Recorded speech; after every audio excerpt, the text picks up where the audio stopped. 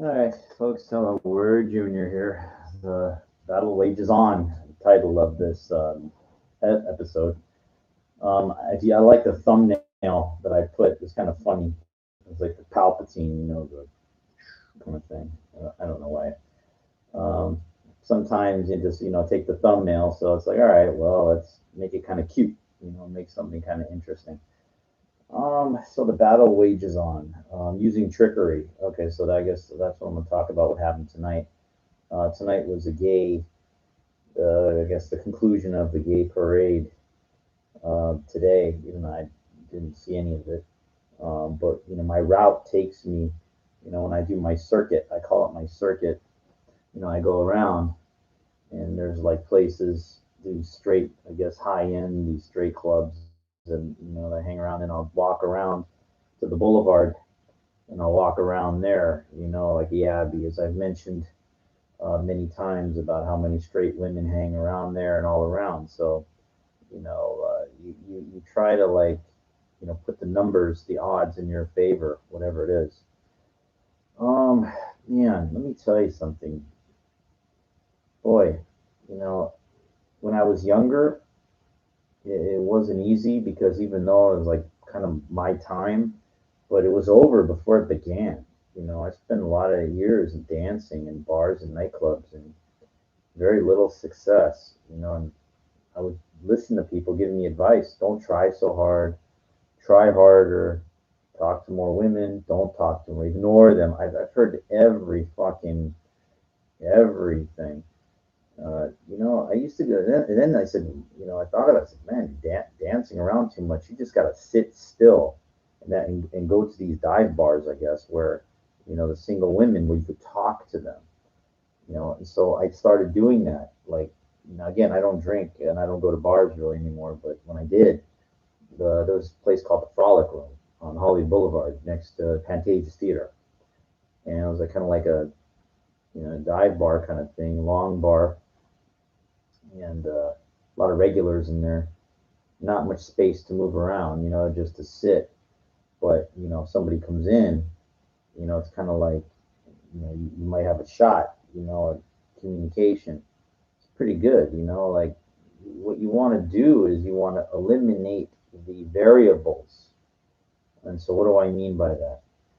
The variables are anything that's an obstacle that keeps you from getting what you want. Um, yeah, hold on a second, because we are going to take care of this.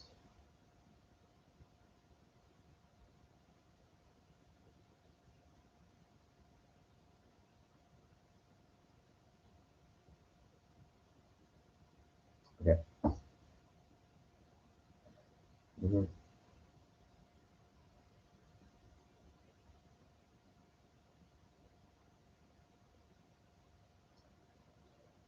Sorry about that. That's a chick, by the way. That she's okay. She helps me out, if you know what I mean. Yeah, it's in Yiddish we say it's a bishin echarpa, bishin echarpa. It's like a crying shame, but it's not really. But man, I mean, it's. I know I keep saying it's tough. I hate using that word. Hard. I like the word challenging, but man, when you're not getting any success, man, it is a bitch, man. I'm sorry. That's why I put not for kids, because this is a fuck. Wow. You know, was it Willie Nelson? I think he said, the country singer said, the nightlife ain't no good life. What he said. And I guess I understand what he implies by that. I guess it's just, it's, a lot of people that are sauced up, they get all drunk and whatever, and it ain't themselves let loose. You would think women let loose. That means like, hey, loose, but not necessarily. They go out with their friends, and their friends create that shield around,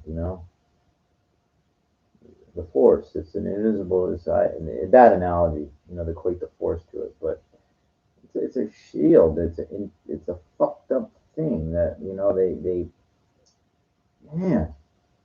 I don't think when I was younger. I didn't feel the shield so much when I would go out dancing and these things. Maybe it was because more of my time, but when they're out on the sidewalk there, well, how come you don't go into these places now? Well, a lot of them, they're just, I like having, okay, see, when I go out for my walk, I have my bottle of water with me. And you can't bring your water into these places, for whatever reason. And I don't drink anymore. So, and I'm not, I don't dress up when I go, kind of doing my little circuit there. And, man, I'll tell you, getting older, you lose that drive. Now, when I went to Irvine, I did, I wore a really nice suit, brand new dance shoes. I don't wear loafers. I wear like Asics. I know those are not or tennis shoes or whatever, running shoes, but they're brand new. And when you dance, it's important. It's kind of, well, you don't like the leather bottoms. You can moonwalk on those, but you don't need that. I like traction on a dance floor because I'm hitting moves. And as I mentioned, I don't really dance anymore anyway, so all that shit doesn't matter. Remember, like, yeah, I met one chick when I went to Irvine. She hasn't texted me in a couple weeks. I basically told her I was done with dancing. She didn't even ask why, and you know, maybe I should have persisted a little harder. But I'm real picky. I'm real picky, man. Yeah, it's weird. I mean, I used to go like to these massage places, and you could send in a couple different chicks, whatever. And you're like, I hate that kind of potluck kind of thing. I like to meet somebody first. And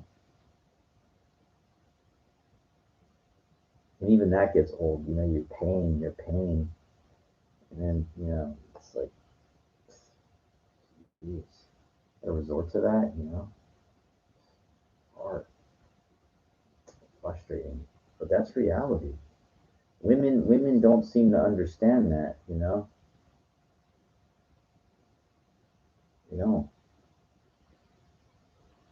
Like, dudes got to get their needs met.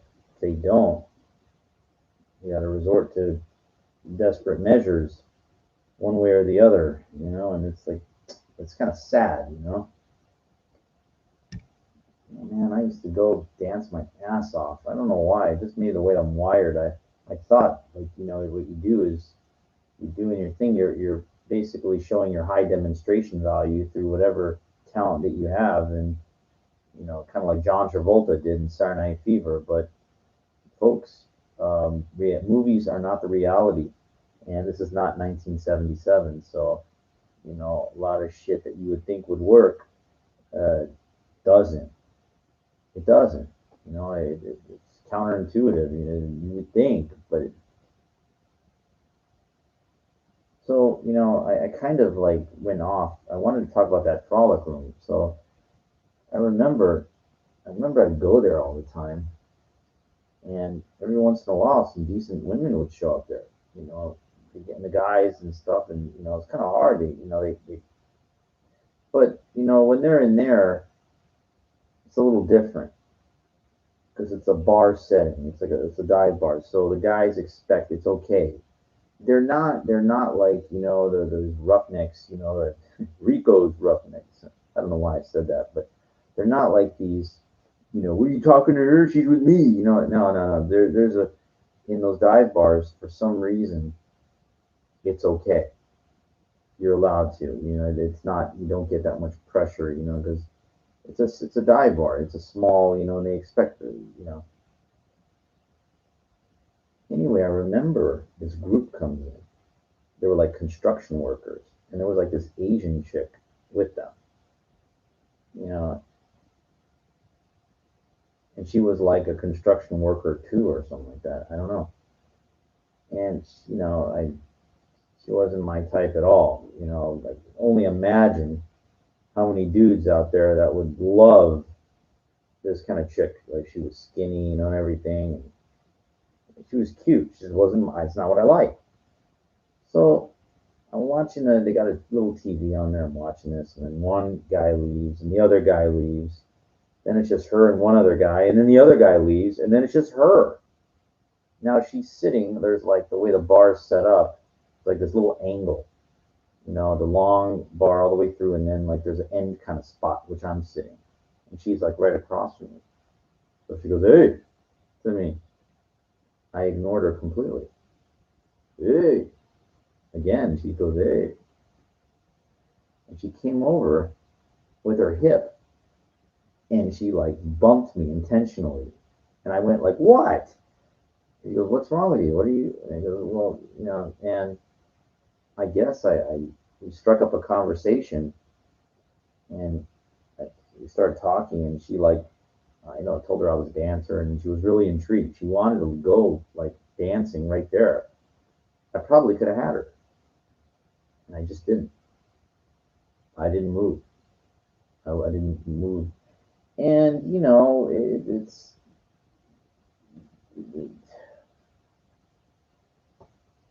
just to get some experience. I mean, see, that's blown opportunity. You can't. Sometimes you gotta like it's like trade up kind of deal. You can't. You're holding out for something because if you watch too many of these porn movies, whatever, your expectations are like they're so high. You want something like that, and the problem is that not to say women there's no women out there that look like that, but the problem is that you're equating what you're watching to like wow, that's what I want. And then when you see those kind of women that fit the mold of whatever it is, whether it's a big boobs or big ass or small waist, whatever certain type of facial features, when you see that in public, the odds are, unless it's that person exactly, um, they're not a porn star. They don't do adult cam modeling. They're normal people. Most normal people don't do that shit. And so you're going to be like, and they're going to know, they're going to see this guy's a weirdo. And so basically, shooting yourself in the foot. Now, look, man, I got to be honest with you that this is not easy. Stop watching whatever. You can't. Man. No, okay.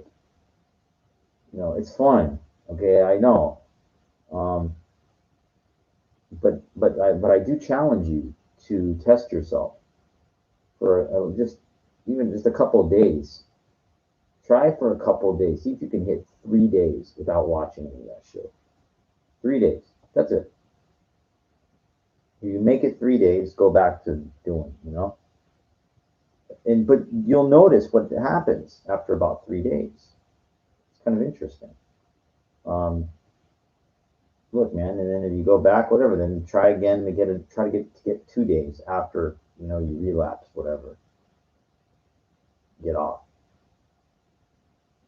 Challenge yourself because what happens is this is a fact. If you don't, masturbate for a couple of days, your energy you start getting like goes somewhere else. It's more creative or something. I don't know. It's kind of a weird thing because when you do it, you're really draining yourself. You know. So that's my recommendation. To try to challenge yourself. Now it's kind of weird because you would think, okay, well, if I don't jack off for a couple of days, I'm gonna start looking at all these women and everything like that. Go ahead, look. Go ahead. It's not illegal to look. Okay. Society will try to tell you no. And what I mean by that, dudes, women, what are you looking at? You're staring at me. Yeah, well, you know what? Fuck you. I can look at whatever I want. You're the star of your own movie, and you're the director, and you're the producer of it. Okay, and don't let anybody fucking take that role from you of anything. That's what they try to do. They're trying to steal your frame. They're trying to take the lead from you. They don't want it to be your movie. They don't want you to direct it. They don't want you to produce it. They want you to be an extra. Do not let a dude make you an extra, and do not let a woman tell you that you are not the star of the movie. It's your movie. Your life is your movie. Okay? And when you don't take the lead, then you ain't doing nothing. You ain't calling the shots. You ain't nothing. That's not living. Okay? That's existing. You have to challenge the narrative. Okay? You have to.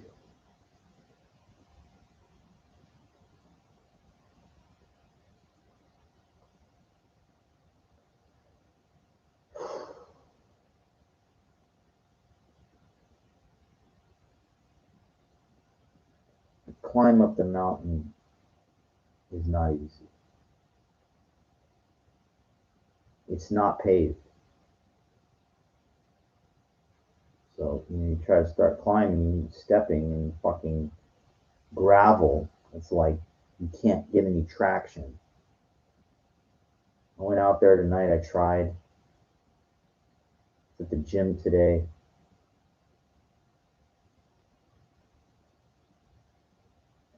Really, really disappointing. I hope this is growth, but fuck, man. I mean, you're talking a very tough, sorry, chick, Flake, she is. Um,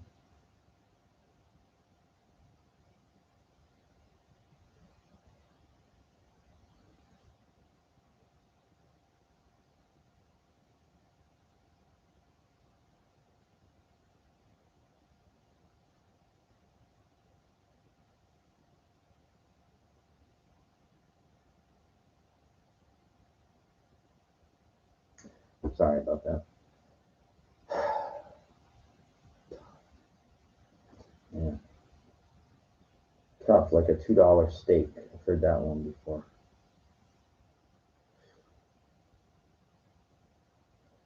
The reason I like doing these things live because you can feel the frustration, you can feel the pain.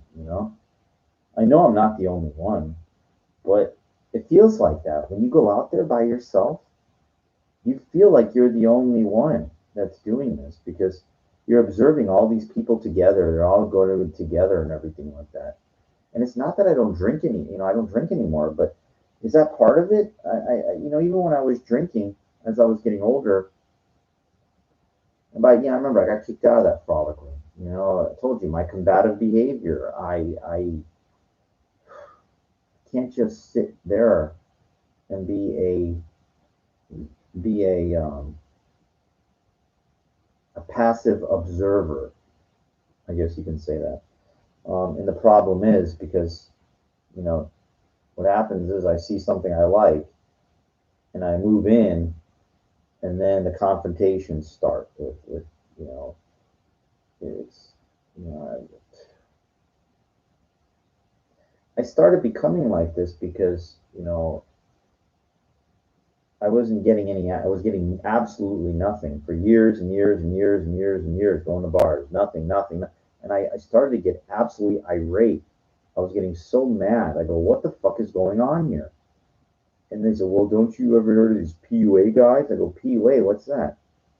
Well, these guys, these pickup artists. What they do is they're masters at picking up random women. And I became like intrigued by it. And there's like these different guys that they all look all different types and everything like that, but they all have one thing in common: they have the gift of gab. And the gift of gab is knowing how to get in a women's in here. They know exactly. how to start a conversation, how to hold the conversation, how to reel them in properly, how to get in here, and then how to get in there. They know every situation. They know how to neutralize competition, how to befriend groups, and they usually do not go out alone. They're with another wing. They have a friend because most women go with another friend. So these guys work in tandem. A wingman. Remember, like Snowspeeder, Luke and Dak, you know? One guy mans the turrets thing, and the other guys, Luke is doing the thing. Supposed to be working together for the common goal. But a lot of these pickup guys that are really famous, they're not going to help you for free. They've written books, they have tutorials. You want their help one on one, it's very pricey. And what happens is, I knew a guy that actually paid one of these guys for like a week, like $2,000 or $3,000, and he got some good knowledge off of that, but no action. And then after about a week, he resorted back to being himself. So, got the experience. They have all different types of advices, all different types of strategies. You should try this, and you could do this, and you could try to do it this way and that way. Very uncomfortable. Most of these guys talk about volume, and I've already talked about this in a couple of my last episodes. I don't. A lot of that does not apply to me because I'm not trying to get anything. I'm very specific to the type of woman that I like visually, and unfortunately, most guys like the exact same thing. They know that makes what I like. That makes me trying to get what I like incredibly difficult, and incredibly challenging. So, yep.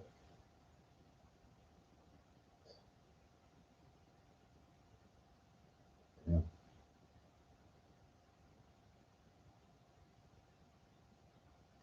You know what I noticed too is that I do a lot of observations when I'm walking around and everything, and I'm just really surprised that the way that these women look nowadays. When I was younger, it seemed like there were a lot more that were to my liking. And I'm looking and I'm looking and I'm seeing this kind of like, I go, younger women, they're just not like, they don't have the goods, or they're not put together. Even in the prime, they don't got it. What I mean, they don't got it. When I mean it, I'm talking about, there's a it factor. When I look, I know instantly. I go, that's it. That's it. I don't have to think. I know absolutely instantly, instantaneously. If I have to think for any prolonged period of time, it's not it. And the it is, the body structure and knowing how to dress properly. It's combination. It's combination. And when that combination comes together, it gets my attention. One without the other, both ways, it doesn't work.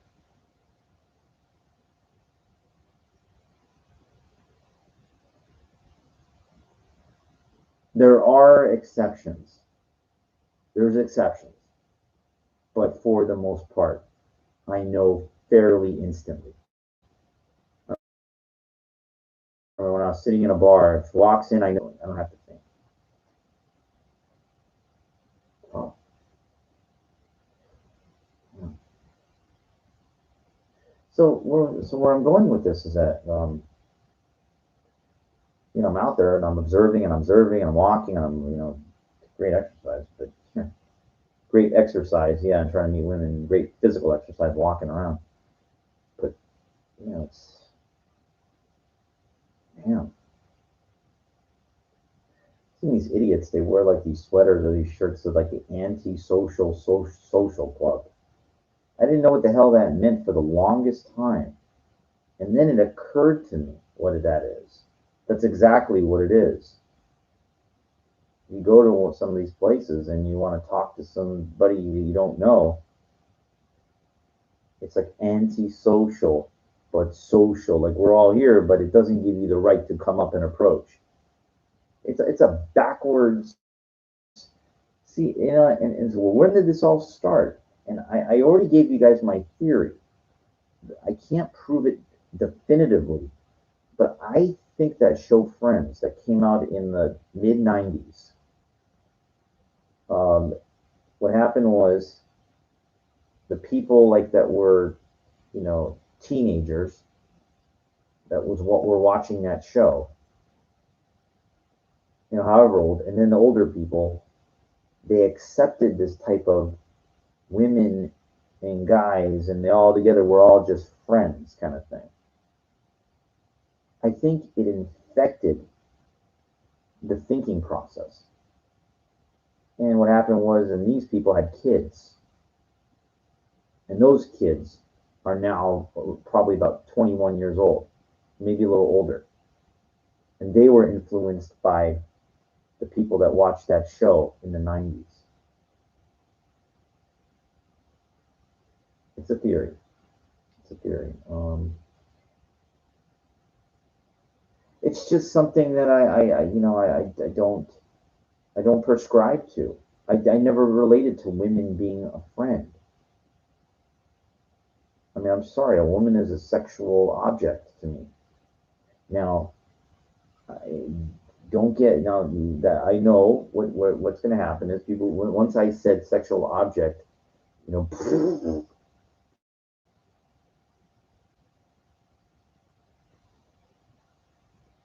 you want me to lie?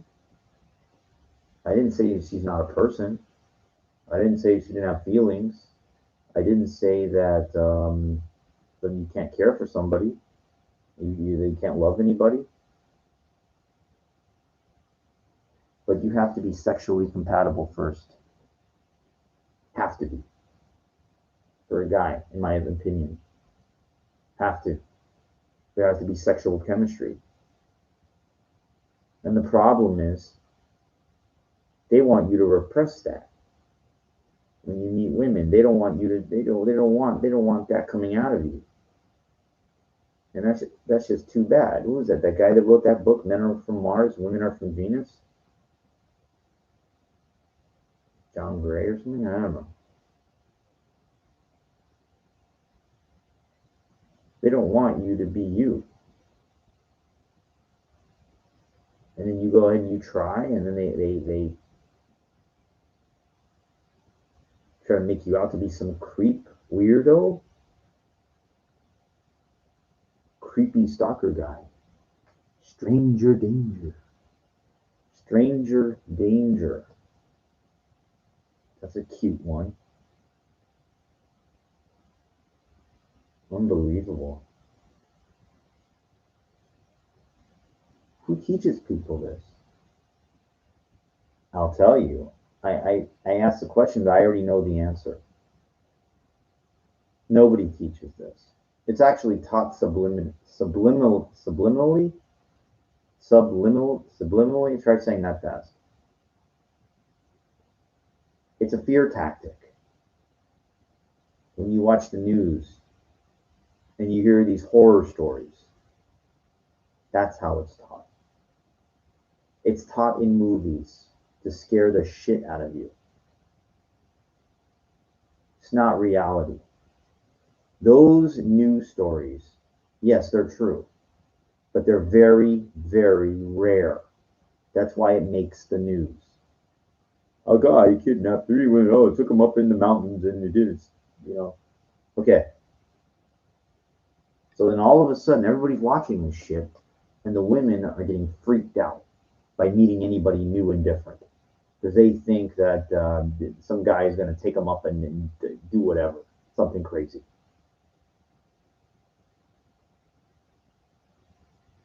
So you're telling me somebody standing outside of a bar or a nightclub or whatever in front of all these people, he's one of these kind of guys. You don't know. You don't know. You don't know. Why don't you find out if you're interested or whatever? Because people are scared to take chances. In my mind, if a woman is interested, she should approach you. What has she got to lose? Getting high paid jobs or like getting all these opportunities that they want equality and everything. Why is it so far fetched for a woman that says she's interested in getting to know you that she would approach you? God forbid it would make things a little easier. It's fucked up. It's fucked up.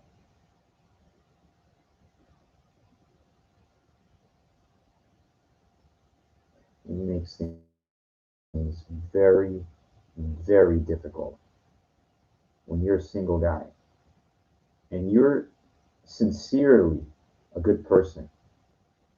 There's all this damn interference out there during the day and at night and whatever and here and there, and you can't get none because you're up against you're fighting this uphill battle between everything with societal beliefs. Everybody's busy, and then they're with their friends, and then they got and okay. So now I'll talk about the dogs, the animals. Okay. And they all got pets and everything like that. Hey, I had a cat. It was a great thing. But an animal grounds you because it requires attention and responsibility. Don't get me wrong, I love animals, but there seems to be a problem here. And the problem herein lies that the animal, dog, requires so much maintenance, time, and energy that actually keeps you from going out and having to meet somebody. I don't care what you say, it's absolutely true. Gives you unconditional love, too. But an animal is not a person. In my opinion, it's a cop out. It's a cop out. It's putting a band-aid on a wound. It's not addressing a problem. Well, that's what I think. Everybody is so fucking busy taking care of their pets, especially in my area. All these people have dogs and everything. And just those kind of people like that. They're usually by themselves. Oh, they might meet other people with their dogs too. You really think about it. You really think about why they need a pet. Because they are not willing to challenge themselves with the difficulty that it takes to meet somebody else. It's that hard. Getting a dog is an easy way out. And that's what most people do. Most people take the easy way, the easiest way possible. They don't want to fight.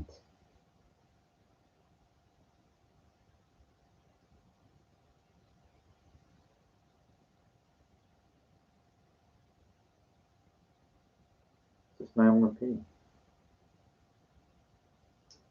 So I called this one, forgot, but it's something about people that lie. Oh, the tactics. Okay, this is what I want to finish with. Um,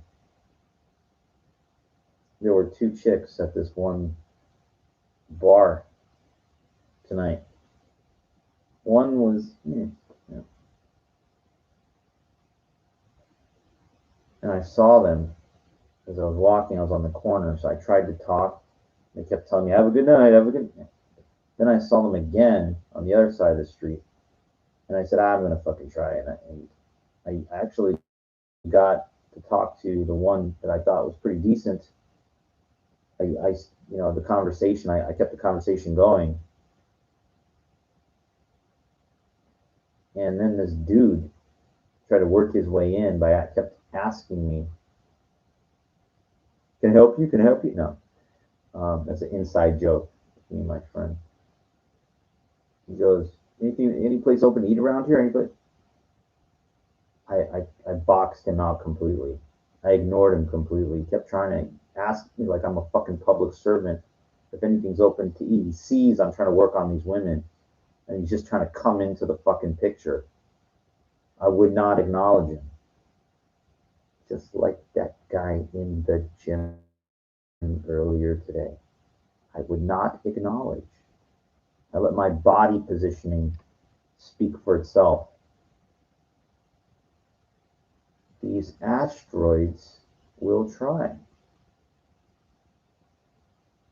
Do not give them. They think they can one up you. Nope. Do you know why?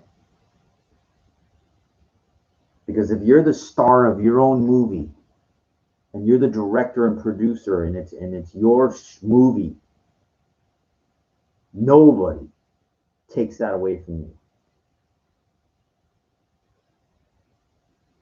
Dudes are going to try at all different times. They're going to try with their inquiries, with their comments, because that inquiry is a conversation starter. You didn't have to ask me where everything's open. There's a million people around. You can see right in front of it anything's open to eat. He's trying to get in through asking a question. I've done the same thing when I've seen women. I ask a question that I know the answer to. Hey, do you know how to get to this street over here? I knew the answer. I was trying to get conversation going. It's an old tactic. It's the oldest trick in the book. But it won't work on me, boy. As Jabba the Hutt said, even though no problem, but your mind tricks won't work on me, boy. I'm beyond. I know I've been around too long. Because after you've done enough, you've been around long, you see kind of everybody. You can categorize people. They basically all fit into a certain slot.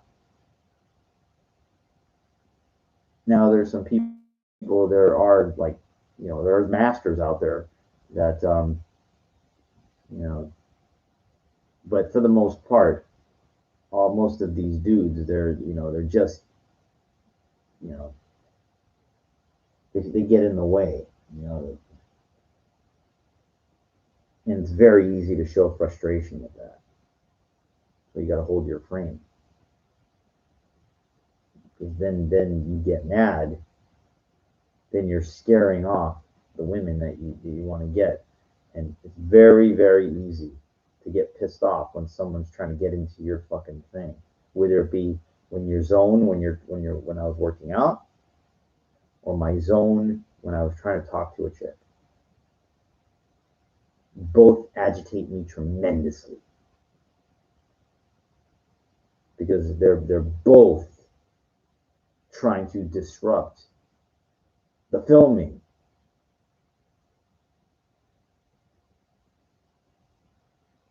Think about it. If it's my movie, if I'm the producer and director and the star, and some guy's coming in there in the shot, he has no business there. Remember, it's my movie. It's my life. That means it's my movie. Think about that. It's your movie.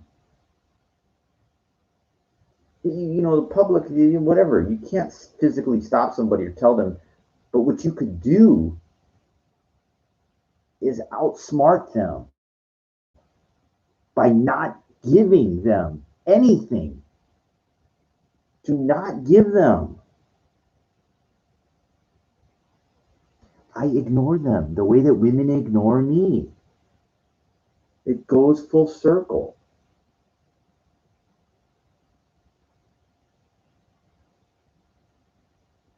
Wouldn't it be great if everybody helped everybody in life? In an ideal world, it would be. But I'm sorry to tell you, it doesn't work that way. I have too much life experience to see how it goes down. I've been around too long. I'm not brand new.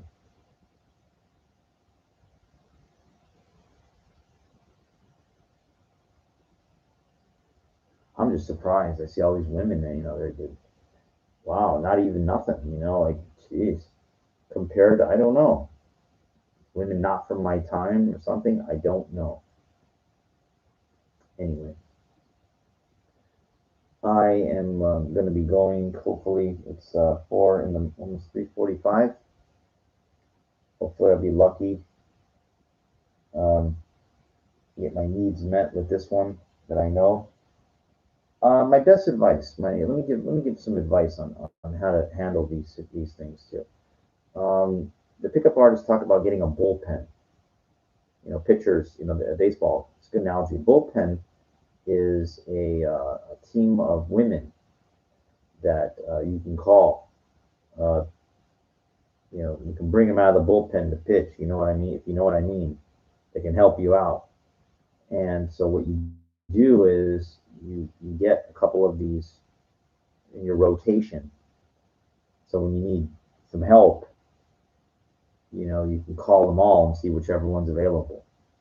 Um, it's a very smart thing to have. About 3 or 4 women in your bullpen. Um, I used to have, here and there, and I lost numbers, and I know that's the dumbest thing you can do is when you find something that's good, do not let it go until you want to replace it. Um, I know it sounds so artificial and so nothing, but let's be real, folks. This is not easy for guys.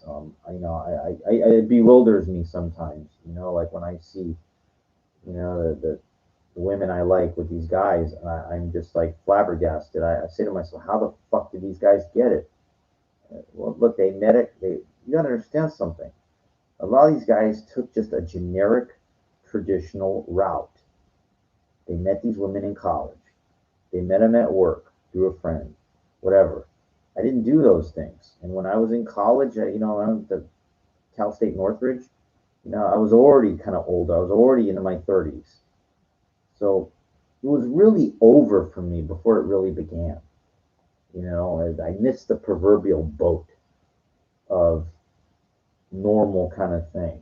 I missed it in elementary school, I missed it in high school, and I missed it in college. And there's nothing you can do. You can't go back. There's no way to.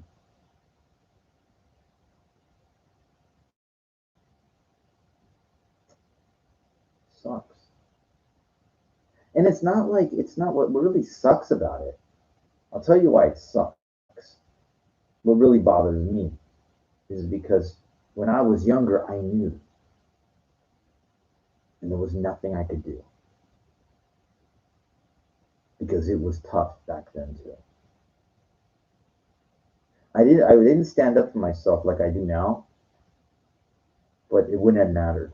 Maybe it would have been a little more bold when I was younger, maybe, but I just didn't have it. I didn't have it. There's this. Look, you have to understand where I live. We can just take Los Angeles as a whole. This is an extremely competitive place to be successful in any endeavor. I spend a lot of time talking about the women thing here. But what's the difference? If it's competitive in every facet, that's just the way it's incredibly difficult.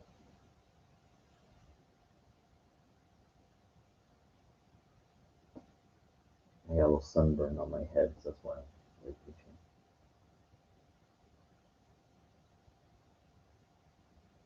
And when something is incredibly like competitive, guess what that means? That means no one helps each other.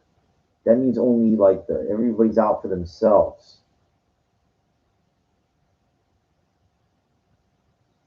I notice in the hills, I see all this construction going on, building. The dude's got money here. Those women are, you know, going for security, going for dudes like that.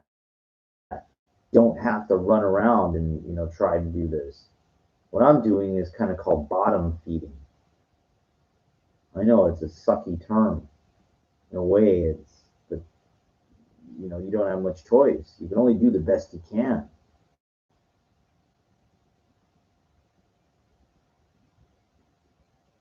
Go somewhere else. Yeah, okay, good. Everybody's got a fucking answer to it. Sorry, I'm trying not to be negative and combative, but remember, people that give you vague answers, they're not helping you. Vague answers do not create solutions to complex problems, okay? Go somewhere else. What does that fucking mean?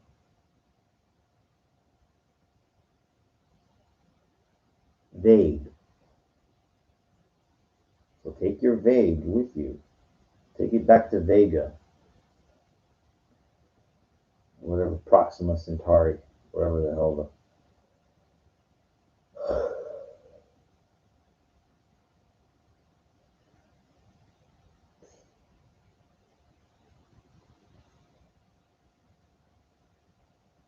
I remember a couple weeks ago when I told that chick that came out of the Abbey, she was a qualifier. I didn't have to think. I saw that and I was like, just, yep. And I fucking went right in. And they brushed me off, like, fucking get rid of me. And I remember how mad I was after a good distance away. I said, I'm not giving up. I'm not giving up. I'm not. I said it like 3 or 4. I was so mad.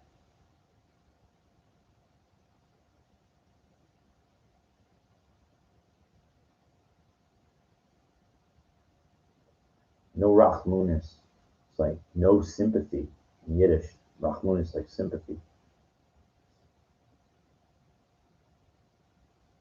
And, a woman like that could at least say, well, maybe I could help you somehow or something. Perish the thought, right? Meanwhile, some old lady asked me for something, and it's like, you know,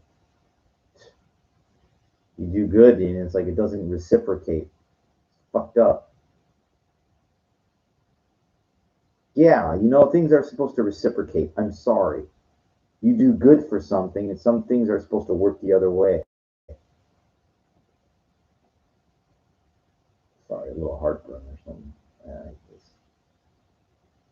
It's frustrating sometimes.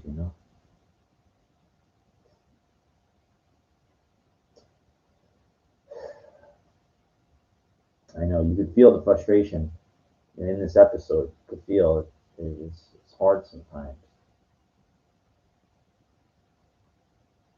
You're putting in a lot of work to do things right, and you're like, where are the rewards? Where's the spoils? Spoiled. Inside joke.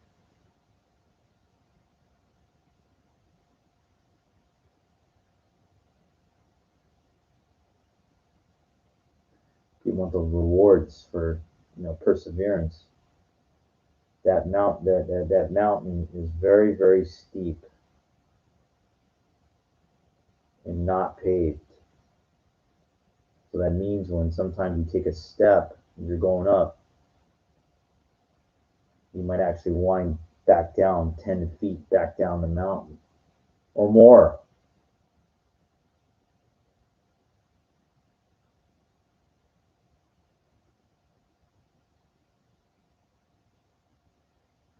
Maybe like the night game, going out at night and doing it, even though it's like a futile attempt. I'm hoping it builds strength for the day so that when a real good opportunity comes in, I can be a little more assertive, a little more bold. Get that number. Get that no or get that number, you know? Because it is easier during the day in some ways.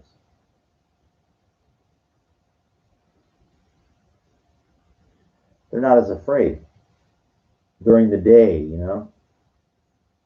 At night, it's like shields up. The women are very direct with you. Yeah. During the day, you don't really get that. You get a different kind of. You get more of a respectful. Nah. Well, have a nice day. Goodbye. I gotta go. At night, they're really like, keep walking. I've gotten every answer like that. Keep walking. I'll walk wherever the fuck I want. Remember, you're the star of your movie. No one fucking tells you to walk off set. No one tells you when to roll the film or the camera. No one tells you what place you need to be in your movie. Okay? You go where you want to go. These fuckers, I'll try to stop you from filming your life. You know what I mean. They try, but they will not win. Hope you enjoyed this one. Hope you came away with something kind of interesting. Till next time, my friends. Keep the faith, and the fight continues.